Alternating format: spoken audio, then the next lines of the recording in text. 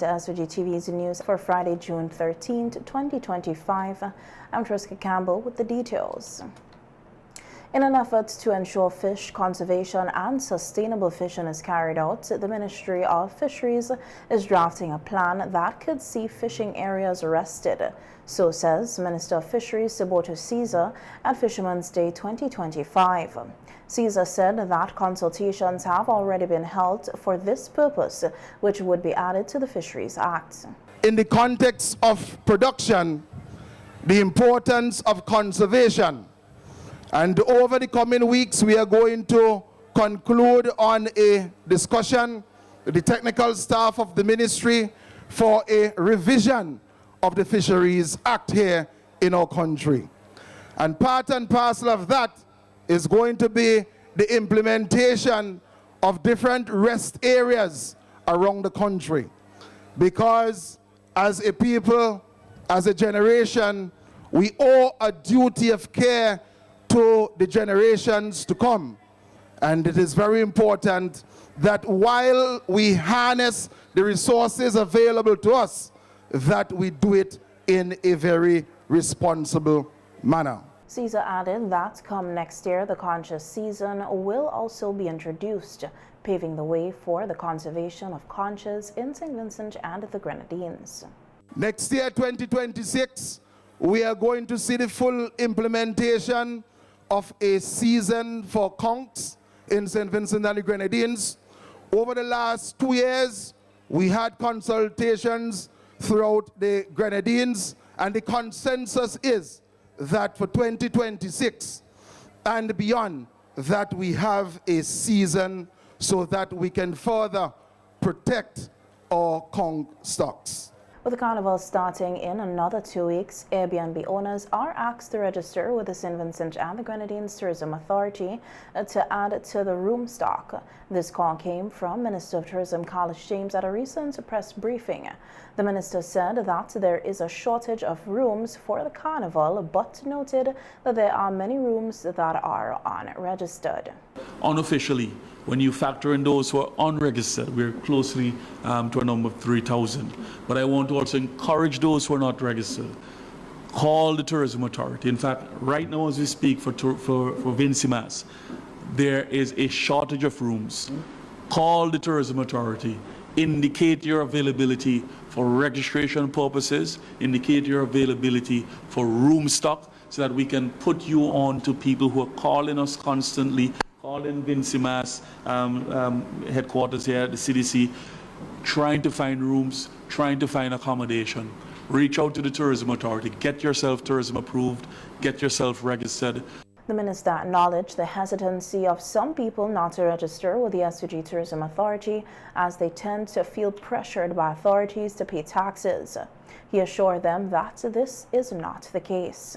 There's some hesitancy because there's that notion that if you're tourism approved, then you're signaling the income tax department or the tax department to come to knock on your door. I want to say, while the Tourism Authority is working with the government and is a statutory body, it's in your interest to be registered. They're not there to police you to check your revenue. What they're there to do is to improve on the quality and standard of your rooms and to ensure that you're tourism approved, you're registered as a tourism approved member, so that when we go out to the source markets, we can recommend your apartments, we can recommend your accommodation, we can say, look, this is a lovely family-run operation, a bed and breakfast in Pembroke or in Dorsetshire Hill or in Cedars or wherever you're operating from. We want to be able to sell your destination, and for us to do that, you have to go through a number of license processes in terms of the Tourism Authority to become an approved tourism establishment.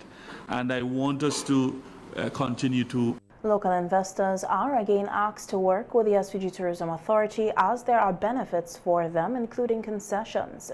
The SVG Tourism Authority authorizes and trains stakeholders in the tourism sector. Chief Executive Officer with the SVG Tourism Authority, Annette Mark, says that she is pleased with the 2024-2025 cruise season and that more cruise lines are seeking out St. Vincent and the Grenadines as a new destination. According to Mark, at a recent Sea Trade meeting, the high-end cruise liners have indicated an interest and are looking to work with the SVG Tourism Authority. One of the things we came out from Sea Trade earlier this year, and one of the things we noted at Sea Trade is that a lot of very high-end, very ultra-high-end, smaller vessels approached us because it's in keeping with our high-end product.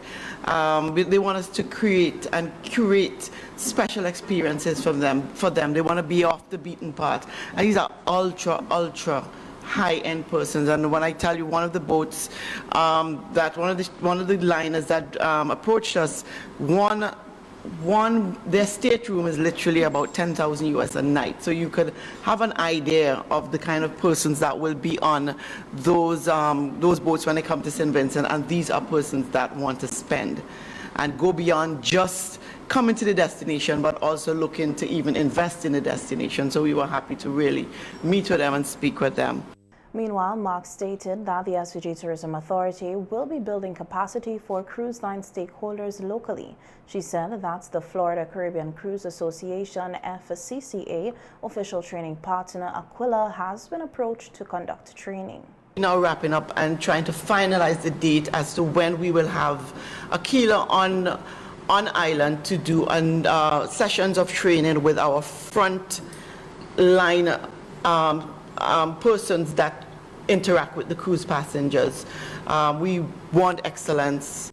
We want to work with Aquila. We want to make sure that our cruise industry and our frontline persons are well trained, and this is just the beginning of our training in respect to frontline persons when it comes to the cruise industry, which of course will benefit across the board in the hospitality sector. In a significant step toward advancing sustainable development in the Caribbean, Taiwan has partnered with the Pan American Development Foundation under the auspices of the Organization of American States, OAS, to launch the Eco Youth Ventures project. This collaborative initiative aims to promote sustainable tourism through youth empowerment and STEM science, technology, engineering, and mathematics education. The Eco Youth Ventures project will be implemented in Taiwan's diplomatic allies in the Caribbean, St. Kitts and Nevis, St. Lucia, and St. Vincent and the Grenadines. The initiative seeks to equip young people with the knowledge and skills necessary to drive eco-friendly tourism solutions in their communities, thereby fostering both economic growth and environmental stewardship. In St. Vincent and the Grenadines, a complementary initiative, the Young Farmers Training Project, has also been launched. This program is aligned with the PADF's broader strategy to integrate STEM education into the agricultural development, ensuring that the next generation of farmers is equipped with innovative and sustainable practices. Kingstown is expected to be transformed as early as next week for the celebration of Carnival. This was announced by Chief Executive Officer of the Carnival Development Corporation, the CDC, Rodney Small. Small says that volunteers have indicated an interest to be a part of the decorating of Kingstown, one that will add to the hype of Vincimas 2025. So I'm now telling you that we're going to start the week of the 18th to decorate the entire Kingstown with different elements of Vincimas, and our sponsors and stakeholders are also going to be a part of that decorating of Kingstown to give it an atmosphere, to give it a vibe. So I'm looking forward to seeing all those persons to come and help pull a piece of fabric, put up a banner here, and what's not. The transformation of Carnival City, Victoria Park, we have an entire plan to make Victoria Park look and feel different, and that is something that we are totally excited about. We are partnering with private entities to basically bring Victoria Park alive, and of course the management and staff at the National Lotteries who would also be helping. Small also share that changes are to be implemented for the better access to Carnival City Victoria Park. This takes into consideration the elderly, which includes the provision of a wheelchair access. Some additions to the venue, Carnival City. Our senior citizens, don't worry yourself, we're going to have a separate gate for you for entrance, for entry, so that you don't have to line up with some of these young people who's trying to get into the rush. So we are catering for senior citizens and persons who need wheelchair access, because currently we do not have a wheelchair access here at Victoria Park, and we want to make sure that everybody can come. We're going to do an upgrade in our bathrooms here at Victoria Park, the food court upgrades, our photo walls, and of just our general entrance and access points. That is something that you could look forward to. Small added that a security plan is also in place for the hosting of Vintimas 2025. Vintimas kick-starts on June 27th and ends on July 8th, 2025. In other news now, social workers play a vital role in fostering well-being and providing essential services. So says President of the Social Workers Association, Luann Boyd, during the Social Workers Association annual lecture this week. The lecture, which was hosted under the theme Strengthening Intergenerational Solidarity for Enduring Well-Being, where Boyd gave opening remarks. Boyd emphasized the importance of the role of Social Workers Association that they play in society. Together we are stronger. Together we uplift, advocate, and create change. I sincerely thank each of you for your unwavering commitment. What we do, our work spans multiple areas, including training and supervision of social work students, psychosocial support and crisis intervention, child welfare and adoption services, advocacy and mentoring, volunteer outreach, policy research and development, building partnerships and professional networks. It isn't just about services, it's about people. It's about recognizing dignity in every individual and ensuring that no one feels alone in their struggle. In addition, Kevin Glasgow, social worker of the Milton Cato Memorial Hospital, stated that social workers must reach across generations to ensure intergenerational solidarity.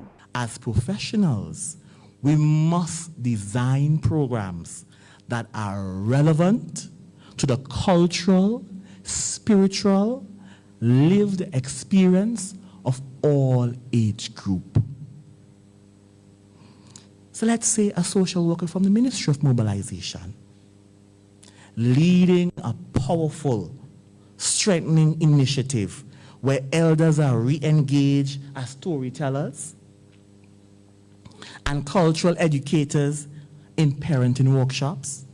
They share old folk remedies, life lessons, survival stories. We have to design with culture in mind.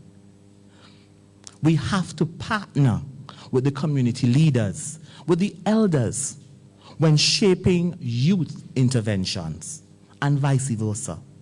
We must include our local dialect, music, the faith community in group programming, relevant practice, cultural responsiveness, meet people where they are, develop programs that are relevant to the age across the lifespan. Director of Social Development within the Ministry of Mobilization, Jacinta Payne, highlighted that it is a necessity to not live in a generational silence and that elderly programs have been expanded to include everyone. We need one another for perspective, for strength, and for continuity. This is why our ministry has been actively working to shape policies and programs that build generations and promote inclusion. Through our family life education initiatives, we instill values of mutual respect and shared responsibility across all age groups. Our elderly care program is being expanded to create opportunities for older adults to mentor and engage with youth in structured, meaningful ways. But as a ministry, we recognize that we cannot do it alone. No single ministry or agency can achieve this on its own. Collaboration must be central to our efforts. The Royal St. Vincent and the Grenadines Police Force continues its relentless efforts to eliminate illegal firearms from the nation's streets. On Tuesday, June 10th, 2025, at approximately 1:30 p.m., officers arrested and charged Antonio Simon, a 32-year-old mason of Langley Park, Georgetown, and also known as Cartel, for the possession of an unlicensed firearm and ammunition. The arrest occurred along the Diamond Public Road.